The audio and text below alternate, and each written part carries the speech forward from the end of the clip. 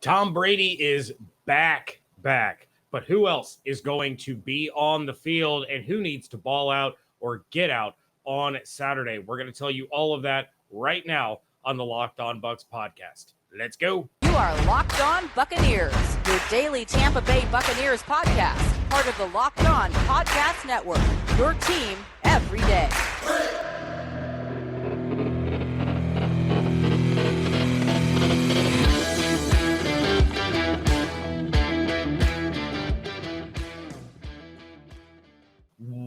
What's up, and welcome to the Locked On Bucs podcast, part of the Locked On Podcast Network, your team every day. We are your daily podcast covering the Tampa Bay Buccaneers, free and available on all platforms, including YouTube.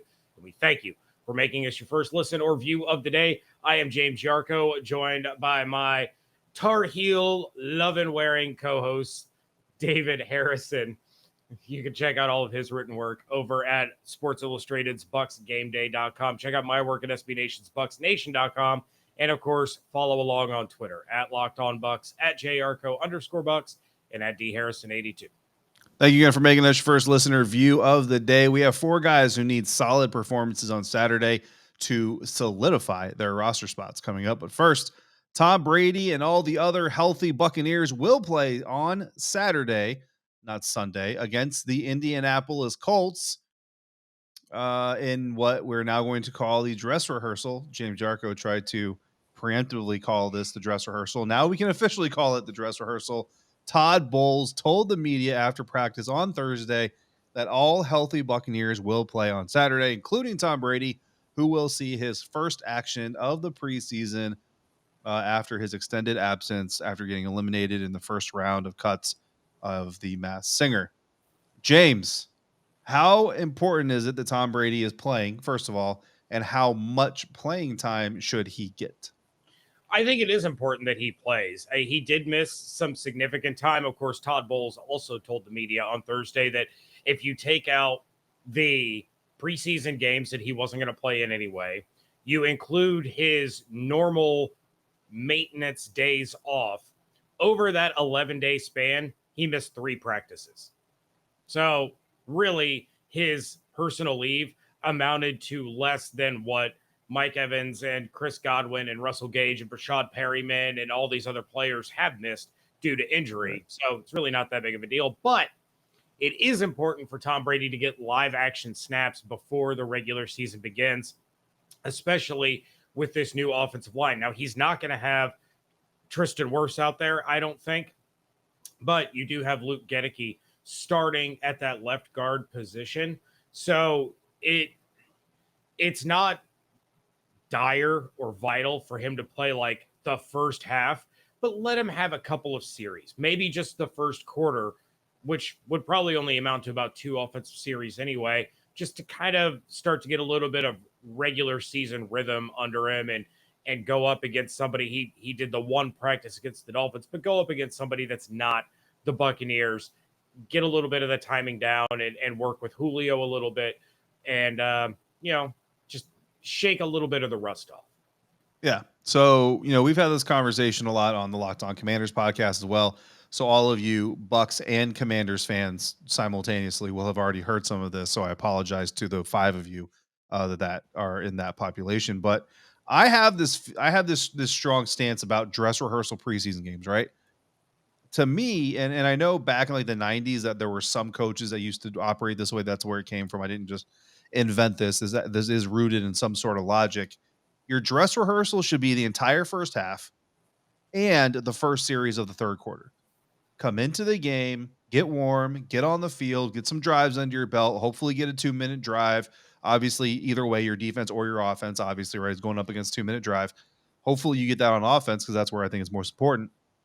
Go into the locker room, take your break, make your adjustments, have your meeting, come out and execute those adjustments for one series, and then you get out. And I stand by that. I think that's what your dress rehearsal should be.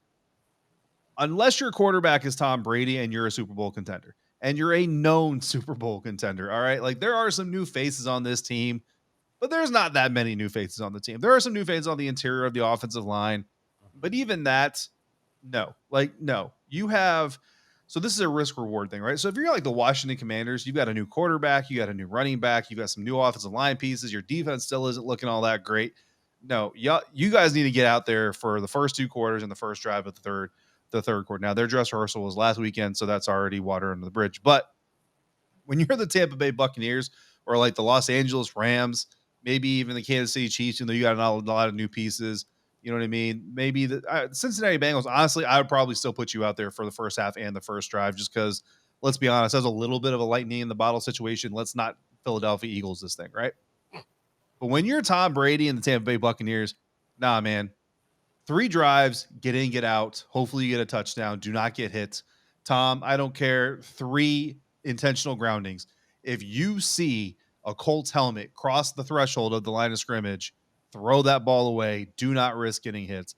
That is my opinion on how long Tom Brady should be there. But I do stand by, if you're going to play in the preseason, 3 series. It needs to be at least 3 series, or to me, is basically pointless. So I will say 3 series. That's what I would like to see out of Tom Brady, and whatever starters are going to be healthy and going into that. While it's great that Brady's playing, the question really is, who is considered healthy? Because Todd Bowles did say whoever's healthy will be out there. And then he was asked, what about Mike Evans? Todd Bowles said, whoever's healthy will be out there. Well, is Mike Evans healthy? I mean, is he what's healthy, right? Healthy is different to a lot of different people. Chris Godwin, is he healthy now? Is Mike Evans healthy? James, help us figure this thing out. Who is going to be playing on Saturday? I have no idea. Sweet. That wraps up this episode of the Locked On Bucs Podcast. You figure Godwin's not playing, right? I mean, he's still. I hope not. He's still wearing the non-contact jersey at practice, but he is participating in the 11-on-11s and things like that. So he's moving in the right direction. But again, you don't need Godwin for the first week, first 2 weeks, maybe even the first 3 weeks. As much of a murderer's row as the first month of the season is, it's better to have healthy Chris Godwin in the long term than to make sure that you have him against Dallas, New Orleans, and Kansas City or Green Bay. I can't remember which one is the third week. But yeah, is Mike Evans considered healthy and available to play? Now, Greg Allman believes that he is, and has gone on record as saying that he believes Mike Evans will play on Saturday. I'm a little more skeptical. I literally think it's a coin flip, that they might, he's a legitimate game time decision. They might ask him, hey, do you feel good enough that you can go tonight and get some reps in here in the preseason, and see what he says. I already mentioned Tristan Wirfs. He's probably not playing. Again, not necessary. Make sure that he is fully recovered from this oblique strain before they take on the Dallas Cowboys. Russell Gage, who has missed time, I don't think he's probably going to play. Zion McCollum is still day-to-day with a hamstring issue. I don't see that improving over the course of the next 48 hours, so he's probably out. Gio Bernard, he's missed the last couple practices. More opportunity for Rachaad White now. Gio can sit down. Brashad Perryman, probably out. And then Logan Ryan, I think, is another coin flip, right? It's going to probably be a legitimate game time decision for him as well. But again, it's so much more important that these guys are healthy 2 weeks from now than they are at Lucas Oil Stadium on Saturday. Yeah, I agree. I agree with everything you just said. So basically, Tom Brady, Leonard Fournette, and everybody else is backup. So that's what we're going to do. Look, every NFL team has to balance health, right? That's really the ultimate thing. Like let's just be honest with it. You know what I mean?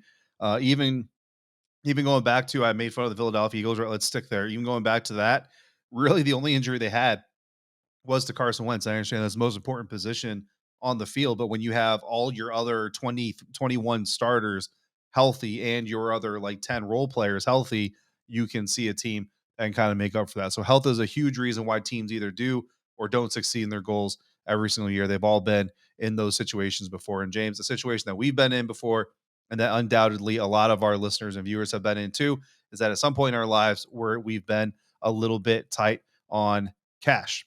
And maybe we can only put a little bit of gas in our tanks. Maybe we had to buy the cheap stuff instead of the name brand, or maybe we even had to stretch one meal into 2 just to make it to payday. If you're living paycheck to paycheck or struggling to make ends meet, it can be really stressful, especially when unexpected expenses come up. Now, Dave can help you get out of a pinch when you really need it, because while we can't change the past, we can reach into the future a bit and get help from future you. Dave is the banking app that can help you get up to $500 instantly with extra cash. That's more money to fill your tank, groceries, or to buy some bills, to pay some bills. Don't want to buy bills. That would be weird. And the best part is there's no interest and no credit check needed because you're literally borrowing money from yourself. Millions of people have already downloaded the Dave app to get the financial relief they need with extra cash. So if you're in a pinch and need some extra help, download Dave and think of it as a helping hand from future you. Download the Dave app from the App Store right now. That's DAVE. Sign up for an extra cash account and get up to $500 instantly. For terms and conditions, go to dave.com/legal. Instant transfer fees apply. Banking provided by Evolve, member FDIC. Future you will thank you. Thanks again for making the Locked On Bucs podcast your first listener, your first view every single day. We appreciate you joining us, and Yoda, apparently. Make sure you check out the Ultimate Pro Football Preview starting August 31st, an 8-episode extravaganza to get you ready for the NFL season. The local team experts of the Locked On Podcast Network and Odyssey NFL Insiders are all combining into one Ultimate NFL Preview. That's news to me. Starting August 31st, search for the Ultimate Pro Football Preview 2022 on your Odyssey app, YouTube, and wherever you get podcasts. Apparently, James Yarcho and I will be a part of that. The Buccaneers, James, filled a critical role on the roster by signing a free agent less than 1 week from the final cut down day of the year. So that's interesting. And that free agent is linebacker, outside linebacker, Genard Avery. And that's how I'm going to say that. And I'm going to hope that I'm correct because I have not seen a pronunciation guide. That would be accurate. Awesome. So he was released by the Pittsburgh Steelers on Tuesday when they trimmed their roster down to 80 people, just like the Buccaneers did. And the Bucs promptly swooped in and added him to their roster, with Coach Bowles saying after practice, quote, "He's a good pass rusher and a good teams player. We thought it was a value to have him rather than look for somebody like that in the middle of the season in case someone gets hurt. We thought it'd be a value to have him right now," end quote. Bowles talked about how he gets the pass rush. The special teams depth is important. But James, who is this new Buccaneer? He's a guy, plays football, and plays pretty well. Now plays for the Tampa Bay Buccaneers. Now, he's a 27-year-old outside linebacker, about 6 foot, 250, went to Memphis, the football powerhouse that they are. But a 5th-round pick. Home of Penny Hardaway, sir. Show some respect. Did I will take my pennies off my feet right now and do the rest of the show with my shoes in front of the camera. Did I say anything bad about their basketball program, or did I sarcastically call them a football powerhouse? Just saying. I'm just saying. Home of Washington Commanders and second running back, Antonio Gibson. Didn't Penny get in trouble for like illegal recruiting or something? Like, I don't know. I'm just saying that things are exactly on the up and up. He's not the only one who did it. He was just the only one that got caught. He's a 5th-round draft pick of the Cleveland Browns back in 2018. He played in all 16 games as a rookie. Was then traded to the Philadelphia Eagles in 2019 for a 4th-round pick after just 2 games because the Cleveland Browns are known for good decision-making.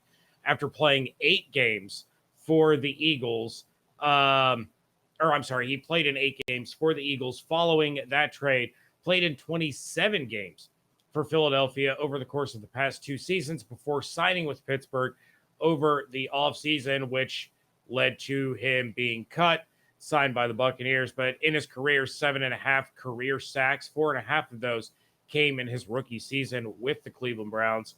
1,168 career snaps on defense, 273 career snaps on special teams. Aren't you glad I did this massive deep dive to provide you and all of our listeners with all of this information? I am, and I'm also glad that you also know those 2 games were not the first 2 games of the season for Cleveland. The year he was traded, he wasn't active for some of those games. But look, an impressive rookie year, which is why the Browns were able to turn that 5th-round pick into a 4th-round pick just 1 season into this young man's career. Obviously, it didn't work out with Philadelphia, and apparently it didn't work out with Pittsburgh. And honestly, when you look at the reaction across Steelers media and the fan base, a lot of people were very, very surprised that they moved on from this young man. They really thought he was kind of their 3rd best outside linebacker, and that he was going to make the team. Of course, this move helps the Buccaneers replace Cam Gill, But with Carl Nassib already on the roster again, it's a little bit surprising actually to me that they added to the room. And not only that they added to the room, but they added a guy that kind of feels like he's a guy who could actually make the active roster. I mean, I know it's weird because we're so close to the end of training camp, the preseason and everything. They typically, you don't add a guy this late that actually has a chance of making your roster. But if you look at Coach Bowles' comments, this guy may have an inside track on making the initial 53-man roster because, again, he says that this is a guy that we thought would have value now instead of waiting until the middle of the year to maybe go get him, which tells you that you think he would be picked up by another team, right? That's basically what he's saying. So if you waive him and try to stash him on your practice squad, I would argue that if you think he would get picked up by a different team by midseason, he would probably get picked up now. So the whole point is to have him in case someone gets injured. You can't have him if he's with someone else. That's kind of me just kind of connecting those dots, which means the teams would have, or that the Bucs would have Shaq Barrett, Joe Tryon-Shoyinka, and presumably Carl Nassib, and then Genard Avery. That's 4 on the active roster from the outside linebacker position. If you're assuming that they keep 4 inside linebackers as well, that's 8 total linebackers. This could mean Anthony Nelson. I mean, if it's 4 inside linebackers, 4 outside linebackers, Anthony Nelson could be making his way off of this roster. I mean, yeah, it's certainly a possibility. And, all of a sudden we've talked, David, for so long about the competition at wide receiver and the competition at, within the secondary. Now, all of a sudden, this competition has ramped up ahead of the final preseason game for linebacker spots. And now you're looking at a guy who's such a massive contributor on special teams like Grant Stewart, who could end up being kind of the odd man out, because he doesn't really get onto the field very often outside of special teams. If Grant Stewart is on the field as a linebacker in week 5 of the NFL season, something has gone horribly, horribly wrong for the Buccaneers, from an injury aspect. So if one of the other 3 inside linebackers were to get hurt, Kevin Minter is available that they could go out and they could bring him back, which I don't know. I think you and I both agree that they should have done that in the first place. But, is Grant Stewart now kind of the bubble guy with all of these different changes going on, mostly focusing on the outside linebacker spot?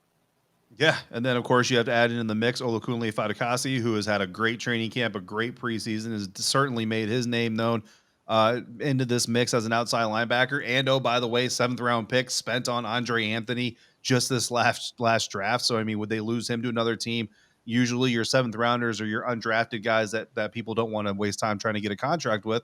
Well, if there was someone else out there who was like, we wanted him too, they may go ahead and try to snag him if they've got room. I mean, you look at like the Houston Texans and Lovie Smith. Like, can you use an active spot on a guy like Andre Anthony to steal him off a practice squad and secure him on your team? You might be able to do that if you're the Houston Texans. You're not fighting for a whole lot of Lombardi opportunity. So I mean, it's an interesting situation, not one that we saw coming 2 weeks ago, and it's really odd because it's like the Cam Gill injury just like suddenly made this like rush of potential outside linebacker replacements come in. We'll have our initial 53-man roster projections on Tuesday so we can answer those questions. But before we get there, we're going to answer some of your questions.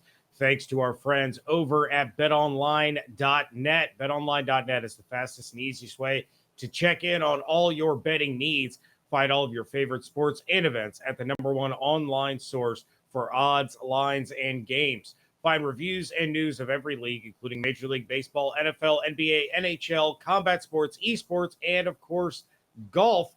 BetOnline continues to be the top online resource for all of your sports wagering information. From live in-game betting, scores, and podcasts, they have you covered. Head to BetOnline today or use your mobile device to learn more about the action happening and find lines like the Tampa Bay Buccaneers being 3-point underdogs this weekend against the Indianapolis Colts. BetOnline, where the game starts. Wrapping things up here on the Locked On Bucs podcast, and everyone wants to know which Bucs are going to make the roster. And we've gotten those questions on Twitter, on the YouTube comments, just about every day. So final cutdown day means this weekend against the Indianapolis Colts is critical for specific players, and we're each giving 2 said players that need to step up and help solidify their roster spots for 2022. David, I am going to go ahead and go first. And I'm going to talk about a guy that we all know, we all love, we all want to see him make the team. But all of a sudden, I think he's kind of, for using the March Madness comparison, I think he's one of the last out.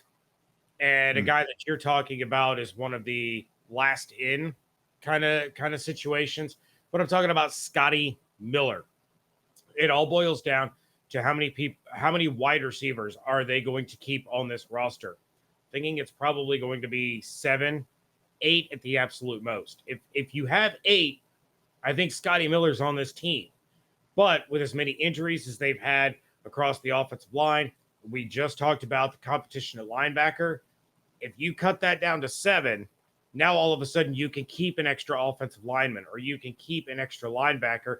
And I think they're more likely to do something like that. So Scotty Miller, who has had opportunity this preseason, needs to have a vintage 2020 Scotty Miller kind of game in order to get back in a position where he's kind of leading the way for one of those final receiver spots. He had, a couple of drops against the Miami Dolphins that were absolutely brutal. He's coming off of a year where he was injured and gone for the majority of the season, didn't really contribute much. And we know that Brady likes to throw the deep ball in Tampa. Scotty Miller, one of his favorite deep ball targets, but he's not doing anything right now that you can't get out of Jalen Darden or Tyler Johnson or somebody that you're about to talk about. So Scotty Miller needs to have an old school Scotty Miller performance if he's going to save his spot on this roster. All right. Now that we're past the Scotty Miller slander portion of the episode, let's get to a real take. Bailey doesn't even know who Scotty Miller is. I know. It's upsetting. Here is your Tampa Bay Buccaneers wide receiver depth chart. Mike Evans, Chris Godwin, Russell Gage, Julio Jones, Tyler Johnson, Scotty Miller, Devin Tompkins. And Devin Tompkins is going to use Saturday to solidify that spot. Where's Jalen Darden? Has done a lot of stuff in practice, but outside of one touchdown catch, which I was there when it happened, Scotty Miller was also wide open. Also, one of those drops Scotty Miller had in Miami, it was a tad overthrown. Now, I've seen Scotty come down with those kinds of balls. You have too. I'll admit to that, but Tom Brady doesn't overthrow that ball. I'm just going to put that out there. Devin Tompkins is the guy. I'm trying to get over my Scotty Miller hurt right now. Devin Tompkins is the guy. Look, I think he's done great, and I think he's proven a lot to a lot of people, and I applaud him for it. We need to see a special team spark. We need to see something really special on Saturday to really solidify the spot. Even if he doesn't, even if he just kind of does okay, I'm not saying that he's out of it or anything like that. Like, he could still make this active roster even with an okay performance, but a big return, a big play, a big running catch would really, really keep him on the right trajectory. So that's what I want to see out of our guy, Devin Tompkins. And my second guy that I'm going to identify, James, is Anthony Nelson. We talked about him just a minute ago. Look, there was a time where people looked at the Buccaneers roster and said Anthony Nelson's a future starter on this team. When JPP gets ready to retire, it's probably going to be Anthony Nelson's job to lose. Well, now 2 seasons ago almost, once this one gets officially started, the team went out and drafted Joe Tryon-Shoyinka, pretty much killed Anthony Nelson as the heir apparent to JPP's spot. Well, then it's okay. Well, Anthony Nelson's still a backup, solid second guy, depth with some experience, good stuff. Then Cam Gill started balling out, and that's like, oh, well, now it's Cam Gill. Anthony Nelson is still kind of there, but Anthony Nelson kind of becomes that fourth guy, that fourth outside linebacker, right? Then Cam gets injured. Carl Nassib comes in. Anthony Nelson, you're still the fourth guy once Nassib gets up to NFL health and speed. But now you bring in Genard Avery, who is a guy that, again, remember, Pittsburgh Steelers, they got guys like TJ Watt over there. He was expected by a lot to be their third outside linebacker. So if Carl Nassib is in completely football shape and Avery is what everybody thinks he is, Anthony Nelson, you need to show the Buccaneers on Saturday that you need to be one of the first 4 outside linebackers, because I don't know if this team keeps more than 4. Yeah, I think I'm as hurt at your Anthony Nelson take as you are at my Scotty Miller take. There's no way you're standing on the Anthony Nelson hill the way that I am for Scotty Miller. Look, I love Scotty Miller. I want him to be on this football team, but he's got to show you why he deserves that roster spot. And I was the guy that didn't even have Jalen Darden on my initial 53-man pre-training camp projection. And I think Darden has done more to keep his job than Scotty Miller has. But I am a Scotty Miller guy. Bowling Green State University for life. I have inside information that Jalen Darden has not done as much as you think, and that is my Madden franchise. Moving on. My second guy is Olakunle Fatukasi. And look, he's been a standout. He's been a nice training camp surprise.